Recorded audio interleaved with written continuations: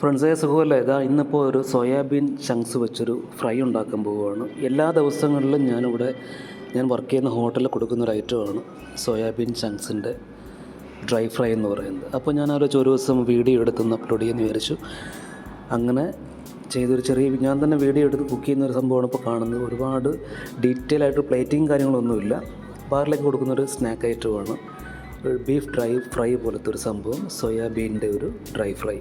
അതിന് വേണ്ടുന്ന ഉരുളിയൊക്കെ വെച്ചിട്ട് കടുവെല്ലാം വറുത്ത് ഇഞ്ചി വെളുത്തുള്ളി പച്ചമുളക് ഇഞ്ചി വെളുത്തുള്ളി പേസ്റ്റ്, അതുപോലെ തക്കാളി, മുളക് പൊടി, മല്ലിപ്പൊടി, മഞ്ഞൾപ്പൊടി, നമ്മുടെ ബീഫ് ഫ്രൈക്ക് ഉണ്ടാകുന്ന സെയിം മസാലകളിട്ട് ഈ സോയാബീനെ ബോയിൽ ചെയ്ത് ഊറ്റി വെള്ളം പിഴിഞ്ഞ് അതിനെ കട്ട് ചെയ്തെടുത്തിട്ടാണ് ഇതിലിട്ട് മിക്സ് ചെയ്ത് ബീഫ് ഫ്രൈയുടെ ഒരു പരുവത്തിനാക്കി എടുക്കുന്നത്.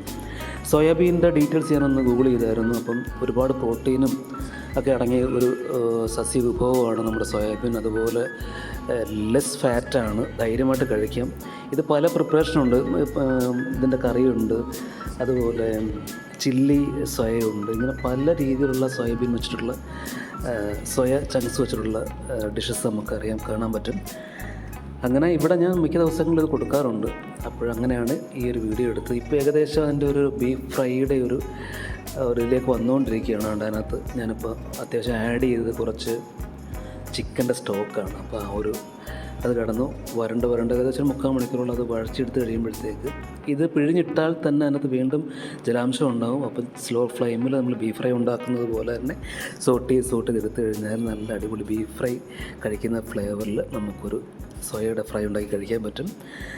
ഇതും ഏകദേശം ഫ്രൈഡ് ലെവൽ എത്തിയിട്ടുണ്ട്. പിന്നെ ഫുൾ പ്ലേറ്റിംഗ് ഒന്നും ഞാൻ എടുത്തിട്ടില്ല.